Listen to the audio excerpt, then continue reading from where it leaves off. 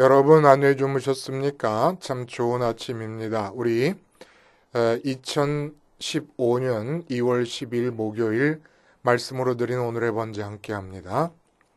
창세기 40장 1절부터 23절까지 말씀으로 같이 하겠습니다. 우리는 1절부터 8절까지만 같이 읽어봅니다. 시작. 그 후에 애굽 왕의 술 맡은 자와 떡 굽는 자가 그 주 애굽 왕에게 범죄한지라 바로가 그 두 관원장 곧 술 맡은 관원장과 떡 굽는 관원장에게 노하여 그들을 시위대장의 집안에 있는 옥에 가두니 곧 요셉이 갇힌 곳이라. 시위대장이 요셉으로 그들에게 수종하게 하매 요셉이 그들을 섬겼더라. 그들이 갇힌 지 수일이라. 옥에 갇힌 애굽 왕의 술 맡은 자와 떡 굽는 자 두 사람이 하룻밤에 꿈을 꾸니 각기 몽조가 다르더라. 아침에 요셉이 들어가 보니 그들에게 근심 빛이 있는지라. 요셉이 그 주인의 집에 자기와 함께 갇힌 바로의 관원장에게 묻되 당신들이 오늘 어찌하여 근심빛이 있나이까? 그들이 그에게 이르되 우리가 꿈을 꾸었으나 이를 해석할 자가 없도다. 요셉이 그들에게 이르되 해석은 하나님께 있지 아니하니까 청컨대 내게 고하소서. 오늘 우리가 맞이한 이 본문을 중심으로 하나님의 몽타주 기법이라는 제목의 하나님 말씀 증거합니다. 하나님의 몽타주 기법. 여러분 요즘 우리가 접하게 되는 영화에서는 그런 장면을 보기가 힘듭니다만은 60년대, 70년대의 그 영화들을 보면 몽타주 기법이라고 하는 것이 아주 대표적으로 눈에 띄는 부분이 있습니다. 어떤 거냐 하면 이제 주인공 남녀가 멋진 자동차를 타고 이렇게 덮개가 열려 있는 그런 이런 차를 딱 타고 지중해 해안길을 드라이브를 합니다. 근데 눈에 보여요. 뭐가 보이냐면 자동차와 지중해 그 해안길을 따로따로 찍어가지고 두 장면을 조합을 시켜놨다는 것을 우리가 알게 되는 경우가 많이 있었습니다. 요즘은 그 카메라를 움직이는 자동차의 트럭에 실어가지고 그 트럭이 달리는 주인공이 탄 그 달리는 자동차를 같은 속도로 달려가면서 찍습니다만은 옛날에 이러한 그 촬영을 위한 물량을 대기가 힘들거나 아직 이런 방법이 잘 발달되지 않았을 때 이 몽타주 기법을 쓰는 겁니다. 그러니까 자동차를 타고 가면서 지중해 연안 해변길을 다 찍는 거예요. 그 찍은 장면과 그리고 자동차는 스튜디오에 있습니다. 그래서 그 조 감독들이 카메라에 안 보이게 뒤에서 몰래 숨어가지고 자동차를 이렇게 약간 이렇게 흔들리게 하면서 자동차가 달릴 때에 나타나는 입체감을 만들어주면 그 자동차를 찍은 장면을 지중해 해안길이 스쳐 지나가는 계속 지나가는 듯한 그 촬영 장면과 조합을 해가지고 꼭 자동차가 지금 뉴욕 스튜디오에 있는데 지중해 해안길을 달리는 것처럼 그렇게 보이게 만들었다 이겁니다. 이게 바로 몽타주 기법이에요. 1920년대부터 러시아 특별히 그 세르게이 에이젠슈타인이라고 하는 감독이 이 몽타주 기법을 영화에 적용하기 시작을 해서 영화에 굉장한 큰 발전이 이루어지게 되죠. 영화 촬영에.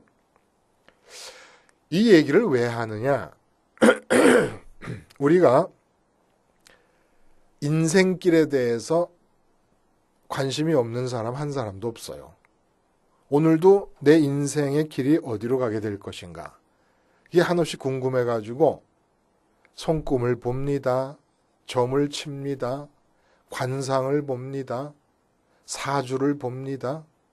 그리고 인생 성공의 지름길이 어디 있는가를 찾기 위해서 오늘도 서점에 나가서 자기계발서를 뒤지고 다닙니다. 또 때로는 우회로가 진정한 지름길이다라고 하는 또 인생의 경험에서 우러나오는 지혜에 귀를 기울이기도 합니다. 잘못된 길, 잘된 길, 망하는 길, 흥하는 길, 뭐 길에 대한 관심 말할 수도 없어요. 톨스토이 같은 대문호는 아예 책 제목 자체가 인생의 길입니다. 근데 이러한 대문호만 인생의 길에 관심을 갖게 됩니까? 철학자, 시인, 심지어는 하여간 어떤 분야에 종사하는 사람이든 상관없이 인생의 길에 대해 관심이 다 있어요. 사람치고 관심 없는 사람이 없죠. 근데 오늘 본문을 대하니까 어떤 생각이 드냐 하면 이렇게 사람인 한 자기 인생의 길에 대해서 관심이 없는 사람이 없는데 과연 우리가 갖고 있었던 길에 대한 이해가 인생의 길에 대한 이해가 근본적으로 올바른 것이었느냐 하는 생각을 하게 된다 이겁니다. 왜 그러냐니까 오늘 본문에서 요셉이 인생의 길을 접하게 되는 것을 보면 근본적으로 우리 인생의 길에 대한 이해가 바뀌어야 되지 않겠는가 하는 요청을 본문으로부터 접하게 된다는 겁니다. 결론적으로 말하자면 신앙인과 불신앙인들의 길에 대한 이해가 달라야만 된다 이겁니다. 불신앙인들은 인생의 길을 갑니다. 근데 신앙인들은 인생의 길을 가지 않습니다. 길을 가는 게 불신앙인들, 믿지 않는, 하나님을 믿지 않는 사람들의 인생의 모습이라 그러면 우리 신앙인들, 하나님을 믿는 사람들은 길을 가는 게 아니라 길이 갑니다. 어떻게 길을 갑니까? 사람들은 이 땅에서 목표를 세웁니다. 목표라는 게 다 뻔하지요. 야곱이 그렇게 좋아했던 복, 그 복이 산처럼, 수미산처럼 쌓여있는 지점까지 도달하는 게 인생의 길이에요. 그게 목표니까. 그래서 이 땅에서 발을 딛고 길을 갑니다. 발을 딛는다는 것은 육체의 발을 딛는다는 그런 의미로 물론 당연히 포함되지만은 여기서 힘주어 강조하려고 하는 의미는 마음의 발이 땅에 닿는 겁니다. 그래서 이 세상에서 목표점을 향하여 길을 갑니다. 그 길을 가기 위해서 많은 분들이 여러 가지 명언을 만들어 놓죠. 손자병법 같은 데서는 승리를 향하여 가는 길 중에 우직지계라고 하는 용병술이 있습니다. 이건 뭡니까? 사람들이 자꾸 지름길 그러는데 때로는 우회로가 참된 지름길이 될 수도 있다라고 하는 취지의 용병술이에요. 우직지계. 또 독일의 총리 메르켈, 그분이 아주 유명한 얘기를 해가지고 요새 그냥 많은 사람들이 기회가 있을 때마다 들먹이는 얘기 있지 않습니까? 무슨 얘기예요? 아프리카 속담을 그분이 인용한 것인데 혼자 가면 빨리 가지만 같이 가면 멀리 간다. 멋있어요. 근데 다 무슨 얘기냐면 이 땅에서 길을 가는 얘기를 하고 있는 겁니다. 근데 오늘 본문에서 우리에게 얘기해 주는 것은 신앙인이라면 길을 가는 자들이 아니라는 거예요. 선민은 길을 가지 않습니다. 선민에게는 길이 갑니다. 그래서 그 러시아 감독 세르게이 에이젠슈타인이 처음으로 도입한 몽타주 기법을 하나님께서는 벌써 오래전에 거의 4,000년 전에 요셉의 인생에 적용을 하고 계셨다는 거예요. 하나님의 몽타주 기법이 오늘 본문에 소개되고 있다는 얘기입니다. 그러니까 우리는 어떻게 되냐면 어떤 길을 갈 것인가, 길을 찾으려고 하는 관심은 신앙인의 관심이 될 필요가 없습니다. 왜 근데 신앙인들도 자꾸 이 길을 찾느냐 하면 이 땅 위에서 이루려고 하는 목표점을 마음이 바라보고 있기 때문입니다. 그러니까 마음에서 목표점을 없애요. 혹시 하나님께서 내 인생을 통해서 앞으로 이루시겠다고 하는 목표점을 하나님이 계시해 주셨더라도 내가 그 마음의 목표점을 담을 필요가 없습니다. 목표점을 향해 가는 것이 아니라 하나님께서 정한 목표가 있으시다 그러면 그 목표점을 향해 가는 길을 영화감독이 지중해 연안에 가가지고 길을 따로 찍는 것처럼 하나님께서 길을 만들어 놓으십니다. 그리고 그 길이 우리를 지나가게 합니다. 우리는 스튜디오에 있는 차에 탄 사람들처럼 그냥 뉴욕 스튜디오 안에 멈춰 있는 채로 있는 듯이 그렇게 멈춰 있는 것이에요. 어디에 멈춰 있습니까? 지금도 내 마음에서 내 육체보다 가까이 계신 하나님께 마음이 붙어 있는 겁니다. 하나님은 하늘에 계신데 그 하늘이라는 게 멀리 달나라 너머에 있는 게 아니라 이 세상이라고 하는 것과 다른 차원이기 때문에 겹쳐 있어요. 그러니까 하나님이 제일 가까이 계십니다. 그러니까 그 하늘에 매달려 있는 거예요. 마음이 하늘에 매달려 있으면 이 육체가 가게 되는 길은 실제로 내 마음으로서는 길을 가는 것이 아니라 내가 애쓰고 힘쓰며 노력하고 수고하면서 길을 가는 것이 아니라 그 길이 나를 갑니다. 나를 지나가는 거예요. 그리고 하나님이 길을 만들어 놓으신 겁니다.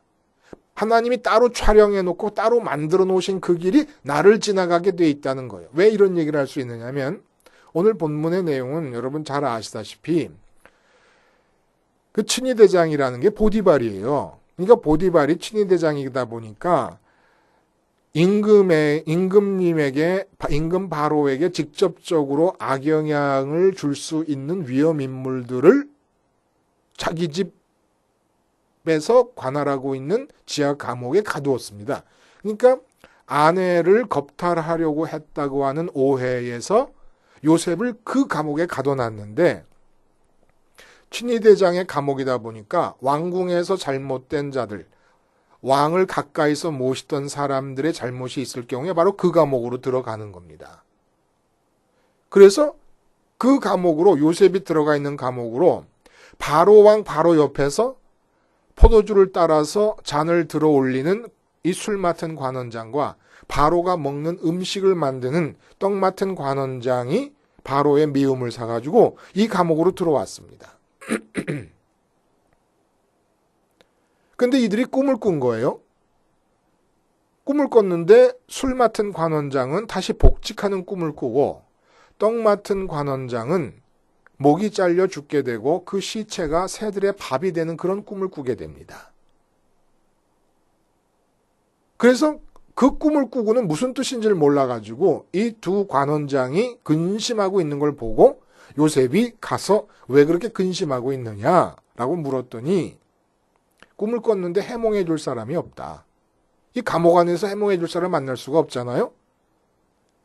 그랬더니 이 요셉이 하는 말이 꿈이야. 꾸는 것도 하나님께서 꾸게 하시는 것이고 꾸게 하시는 분이 하나님이시니까 그 꿈이 무슨 뜻인가를 해석하는 것도 하나님께 있는 것이지 뭘 걱정하느냐. 나한테 얘기해봐라. 이렇게 말할 수 있는 것은 어떻게 해서 가능한 겁니까? 언제나 어디서나 하나님이 함께 하셨기 때문에 하나님이 함께 하시는 것이 뭐라고요? 소통의 현재 진행형이라 이겁니다. 언제나 하나님과 소통하고 있었기 때문에 이 말이 자연스럽게 나올 수가 있었던 것이었겠죠. 근데 이 꿈의 내용을 가만히 보면 우리가 어떤 느낌을 받느냐 하면 이 꿈이 이들에게 꾸여진 것이 꿈을 안 꾸었을 때와 무슨 차이가 있을까 하는 생각이 들어요. 이들은 꿈을 꾸었거나 안 꾸었거나 3일 뒤에 바로의 생일날 술 맡은 관원장은 다시 복직이 될 것이고 떡 맡은 관원장은 목이 잘려 죽을 것입니다. 꿈을 꿨기 때문에 복직되고 꿈을 안 꿨기 때문에 복직이 안 된 겁니까? 꿈을 이렇게 꿨기 때문에 또 복직이 안 된 겁니까? 상관없는 거예요. 그리고 심지어는 그 꿈을 꾸었어요. 근데 그 꾼 꿈에 대해서 요셉이 해석을 하지 않아도 아무 상관이 없는 거예요. 그러니까 술 맡은 관원장이 자기의 꿈이 복직하는 꿈이라는 걸 몰랐어도 복직을 할 것이고 떡 맡은 관원장이 자기가 3일 뒤에 목이 잘릴 거라는 걸 몰랐어도 목이 잘릴 겁니다. 그러니까 이 꿈은 꾸여졌거나 안 꾸여졌거나 이 술 맡은 관원장과 떡 맡은 관원장의 인생의 길에는 아무 의미가 없는 거예요. 차이가 없는 겁니다. 근데 왜 꾸여졌을까요? 이유는 단 하나예요. 꿈꿔서 근심이 됩니다. 그러나 그들의 인생길은 꿈과 관계없이 진행될 것입니다. 근데 꿈꿨다고 그 뜻을 알 수 없어서 근심이 되어 있는데 요셉에게 말해가 요셉이 그 꿈을 해석해 줍니다. 근데 술 맡은 관원장의 입장에서는 자기는 길몽으로 해석이 되고 떡 맡은 관원장의 입장에서는 흉몽으로 해석이 됩니다. 그러니까 아마 그 떡 맡은 관원장은 에이 이런 엉터리 같은 아마 그랬을지도 모르겠어요. 그리고 술 맡은 관원장은 그래 네 말대로 되기만 하면 얼마나 좋겠느냐마는 3일 만에 내가 복직이 된다는 게 말이 되냐. 얼마나 나를 미워했으면 이 친이대 지하 감방에 나를 가뒀는데 말이 되겠냐. 그러고 있었는데 복직이 됐단 말이에요. 그리고 떡 맡은 관원장은 요셉이 해몽한 대로 죽었단 말입니다. 그러니까 술 맡은 관원장의 입장에서 요셉의 꿈 해몽의 능력이 각인된 것이 맞고 요셉이란 이름이 기억이 된 건 맞습니다. 단지 요셉이 부탁한 대로 바로왕 앞에서 요셉의 이야기를 하지는 않았던 것이지요. 2년 뒤에 2년이라는 세월이 지난 뒤에 바로가 꿈을 꾸고 나서 그 꿈을 해몽할 사람들이 없을 때에 드디어 2년 전에 있었던 일로서 술 맡은 관원장이 요셉을 기억해냅니다마는 어쨌든 그 마음속에 요셉이 각인됐던 것은 지금 아닙니까? 꿈 해석 때문에. 있어도 그만이고 없어도 그만인 꿈을 해석함으로써 또 그 해석을 들어도 그만이고 안 들어도 그만이에요. 그대로 다 진행이 됐었을 것입니다. 근데 한 가지 그 꿈을 해석하게 됨으로써 술 맡은 관원장의 마음에 요셉의 이름이 기억이 된 것뿐입니다. 이거 말고는 꿈은 아무 의미도 없었던 거예요. 이들의 인생의 길에. 이게 뭡니까? 너무 의도성이 물씬 풍기는 하나님의 길 만들기 아닙니까? 요셉의 삶이 진행돼야 될 길을 하나님이 만들어 놓으시는 거예요. 아무 필요도 없어. 술 맡은 관원장과 떡 맡은 관원장 당사자들에게는 아무 의미도 없을 꿈과 꿈의 해석. 완전히 요셉을 위해서 길을 만들어 놓으시고 술 맡은 관원장이 누굽니까? 바로 옆에서.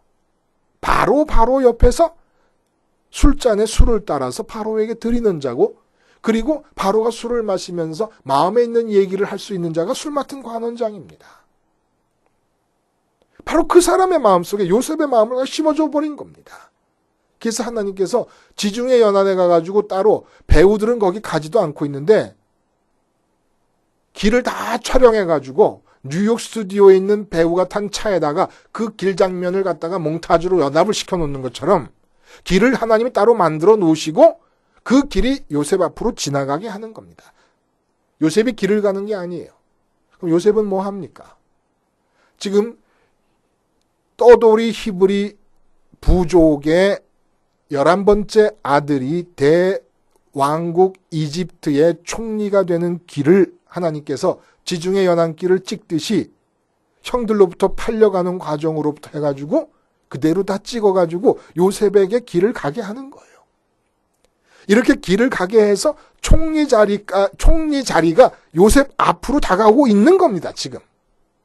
그럼 요셉은 길을 가는 게 아니라 그럼 어디 있습니까? 하나님께 매달려 있는 거예요. 요셉이 한 게 뭡니까? 왜 성경은 처음부터 꿈 이야기로 시작해서 계속 꿈 이야기로 좀 진행이 되고 있는 겁니까? 꿈이 뭐예요? 꿈을 내가 꾸거나 꿈을 해석하거나 전부 다 하나님과의 소통을 의미하는 겁니다. 그러니까 남의 꿈까지도 내가 해석할 수 있다는 것은 하나님께서 그 사람에게 준 꿈의 의미를 나에게 허락하실 때 가능한 거 아닙니까? 이게 하나님과의 소통이 늘 언제나 현재 진행형이지 않고서는 있을 수 없는 일이라는 겁니다. 그래서 여기 재밌는 언어 유희가 여기 숨어 있어요. 요셉이 하는 일은 언제나 하늘에 계신 하나님과의 소통을 현재 진행형으로 유지하는 겁니다. 노예로 팔려갔을 때 그리고 감옥에 갇혔을 때 왜 괴로움이 없겠습니까? 당연히 괴로움이 있죠. 괴로움이 있으니까 그 괴로움이 어떻게 오늘 본문에 반영되냐 하면 술 맡은 관원장의 꿈을 길몽으로 해석을 한 뒤에 당신이 잘 되고 복직이 되거들랑 나를 바로 앞에서 기억해 주세요라고 하는 부탁을 합니다. 그러니까 얼마나 감옥 생활이 힘들었겠나 하는 생각을 해요. 그 힘든 감옥 생활 중에서 마음을 붙인 곳은 하늘에 계신 하나님의 소통을 현재 진행형으로 유지하고 있었다는 거예요. 그리고 현재 진행으로 유지하면서 하나님께서 꿈을 주시잖아요. 소통이 유지되고 있는 가운데 꿈을 주시지 않습니까? 그러면 그 꿈을 조금도 주저함이 없이 자제함이 없이 그냥 내뱉어버립니다. 그 내뱉은 바람에 형들이 화가 나가지고 꿈꾸는 자가 온다 그래서 팔아버린 거 아닙니까? 노예로. 그리고 오늘도 그래요. 떡 맡은 관원장에게 꿈 얘기를 할 때 아니 당신 목이 잘려가지고 당신의 고기를 새들이 뜯어먹게 될 것이다 라는 얘기를 어떻게 그렇게 직설적으로 해댑니까? 이게 바로 소통을 현재 진행형으로 유지하고 있는 사람의 특징이라는 거예요. 어찌 보면 너무나 냉담합니다. 무자비합니다. 하나님께서 들려주신 이야기는 주저없이 좋은 것이든 길한 것이든 흉한 것이든 내뱉어버립니다. 그리고 거기에 반응이 일어나잖아요. 그 반응에 따라서 하나님은 길을 계속 만들어 가시는 거예요. 그러니까 뭐 했냐? 언제나 소통을 현재 진행형으로 유지했고 그리고 소통 중에 주어지는 인포메이션을 주저없이 발설하면서 살았다는 겁니다. 주저없이 발설하는 바람에 팔렸고 주저없이 발설하는 바람에 떡 맡은 관원장이 3일 동안에 자기 목이 잘릴지도 모른다는 위협에 있었고 술 맡은 관원장은 그 무시무시한 얘기가 나한테도 적용되는 것이 아닐까라는 두려움에 있었기 때문에 요셉의 이름이 더 깊게 각인이 된 거지요. 복직돼 가지고 일이 바쁘다 보니까 요셉의 얘기를 할 수가 없었지만은 자기 코가 지금 석자고 다시 한번 바로 왕에게 잘 보여야 될 판인데 요셉이 생각이 났겠습니까? 까마득하게 잊어버릴 수밖에 없죠. 궁중의 그 바쁜 생활 중에 당연하죠. 그러나 깊이 새겨져 있던 요셉이 2년 뒤에 다시 기억이 됩니다. 그러니까 뭐 하는 거예요? 우리가 어떻게 하면 됩니까? 지금 길을 찾으려고 할 필요가 없어요. 왜 길을 찾아요? 우리는 길을 가는 사람들이 아닙니다. 길을 가는 사람들이 아니기 때문에 길을 찾을 필요가 없어요. 길이 자기가 바빠서 나한테로 오게 돼 있어요. 우리는 뉴욕 스튜디오에 멈춰있는 차 속에 탄 것처럼 하늘에 계신 하나님, 보좌에 앉아 계신 그 우리의 아버지께 그리고 우리의 주님이 계시는 그 하늘에 마음을 드리면 되는 겁니다. 어떻게 드려요? 십자가에서 마음을 붙박이 시켜놓고 우리 마음이라는 건 단위별로 병 한 병처럼 뭐 테레비 한 대처럼 하나가 아니잖아요. 계속 생성되는 게 마음입니다. 계속 하나님께 드리는 거예요. 그렇게 드릴 수 있는 길이 뭡니까? 계속 십자가를 바라보면서 이 세상에서 발걸음을 떼는 겁니다. 세상에서 죽는 거잖아요. 그냥 십자가에 매달린다는 것은 길을 가는 사람들이 아닌 거예요. 세상에 대해서는 십자가에 매달려 죽은 겁니다. 그럼 어떻게 세상은 이 몸이 있어서 산대. 몸이 있는 이 세상에서 길이 하나님의 몽타주 기법을 통해서 하나님께서 따로 만들어 놓으신 길이 나를 지나가게 되어 있는 겁니다. 이게 지금 사업하다가 길에 막혔습니까? 지금 빚은 산처럼 쌓여져 가는데 어디도 경제적으로 뚫을 길이 없습니까? 그러면 경제적으로 해결할 수 있는 길을 찾지 마세요. 십자가에 매달려서 경제 문제까지 있는 이 세상의 삶의 환경에 대해서 죽어버리고 마음을 하나님께 매달아 버리는 겁니다. 하나님께 매달아 버리면 하나님이 길을 만드십니다. 만들어 놓으신 기법을 몽타주 기법으로, 만드신 길을 몽타주 기법으로 나를 지나가게 해주시는 거예요. 나를 지나가게. 오늘 두 관원장이 꾼 꿈을 생각해 보세요. 아무 소용이 없어요. 꿨으나 안 꿨으나 마찬가지고 해석하나 안 해석하나 마찬가지예요. 이 두 사람을 위해서 꾼 꿈이 아닙니다. 누구를 위해 꾼 꿈이에요? 요셉의 길을 만드시기 위해서 하나님께서 이 두 사람에게 꿈을 꾸게 하시는 거예요. 요셉으로 해석을 할 수 있도록 지혜를 주신 것이고, 요셉은 지혜를 주시고 주신 지혜대로 말해버린 것뿐이에요. 하나님이 주신 것은 그냥 다른 사람이 뭐라고 생각하든지 마음이 아프거나 말거나 좋아하거나 안 좋아하거나 그냥 내뱉어 버리는 겁니다. 그 내뱉어 버린 것으로 인해서 길이 자꾸 만들어져 가고 있잖아요. 형들은 화나서 노예로 팔아버리고. 여러분 생각해 보세요. 떠돌이 히브리 족속의 11째 아들이 대왕국 이집트의 총리가 되는 이 길은 세상에 없는 길입니다. 어느 있는 길들을 잘 찾아서 가면 내비게이션이 길 찾듯이 그렇게 있는 길 중에서 적합하고 빠른 길을 잘 찾아가면 총리가 될 수 있는 그런 상황이 아니에요. 이건 억지예요. 억지. 하나님의 억지. 그냥 하나님 임의대로 엿장수 마음대로 세상을 창조하신 창조주의 입장에서 새로운 길을 만들어내는 겁니다. 그리고 그 길을 요셉이 하나님께 매달려 있으니까 마음이 그 요셉이 육체가 있는 그 땅에서 그 길을 흘려보내고 있는 거예요. 계속. 지중해 가서 찍은 길이 계속해서 흘러 지나가는 것처럼 요셉은 마음에 하나님께 매달려 있는 동안은 계속 그 길을 만들어내신 길을 보내고 있는 겁니다. 근데 왜 길을 찾아요? 길은 하나님께 있어요. 아까 언어 유희라고 해놓고 말을 안 했죠. 언제나 우리가 뭐 합니까? 하늘에 매달립니다. 하나님과 소통합니다. 소통의 현재 진행형을 유지합니다. 이게 하나님과 함께 한다는 말의 내용이에요. 언제나라는 말이 뭐예요, 여러분? always, 영어의 always예요. ALWAYS. 앞에 AL을 빼면 WAYS가 뭐예요? ways, 길이에요, 길. 언제나 하늘에 매달려 있으면 ways, 복수네, 복수, 그렇죠? 길들은 계속 나를 지나가는 거예요. 계속 나를 지나가. 언제나 하나님 만드신 길이 있어갖고 하나님의 몽타주 기법에 의해서 길은 나를 지나가게 되어 있어요. 내가 왜 길을 갑니까? 힘들게 수고스럽게 애쓰게. 그러니까 총리 되겠다고 총리를 향해 길을 가는 사람들, 아무도 못 될 일을 하나님이 총리까지 임하게 되는, 총리의 자리까지 도달하게 되는 길을 하나님이 손으로 만드셔가지고, 주물러서 만드셔가지고 요셉의 마음이 하나님께 붙어있는 동안에 요셉 앞으로 지나가게 하는 거예요. 이게 우리 선민의 사는 방식입니다.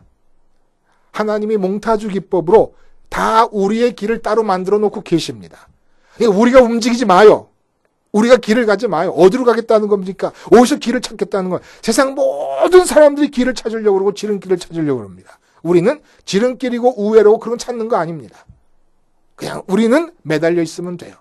always, 언제나 하나님께 매달려 있으면 됩니다. 하나님께 매달려 있으면 always, 그 속에 ways, 길들이 있어요. 만들어 놓으신 길들이 있어서 다 나를 지나가게 돼 있습니다. 길 찾아 떠나는 자들은 선민이 아닙니다. 길들아 내게로 오라. 이 자세가 선민이에요. 하나님께서 길을 만들어 놓고 계십니다. 나는 언제나 always 마음을 하나님께 붙여드리면 됩니다. 그 길이 뭐예요? 하나님께 붙이는 그 길만 찾으면 되잖아요. 그 길이 뭐면 십자가의 길이에요. 십자가에 매달려 있으면 주님께서 부활하시고 승천하신 그 길을 따라서 내 마음이 하나님 아버지께가 붙어 있습니다.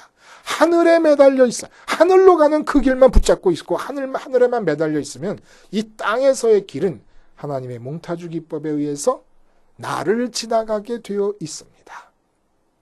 기도하시겠습니다. 하나님 아버지, 우리는 길 떠나는 자들도 아니고 길 가는 자들도 아닙니다. 우리는 주님 따라 하늘에 매달리는 자들입니다. 십자가에서 마음이 매달리게 하시고 하나님께서 최선의 하나님의 지혜와 능력으로 우리를 향하신 사랑으로 만들어 놓으신 길들이 우리를 지나가게 하여 주시옵소서. 예수님의 이름으로 기도하옵나이다. 아멘.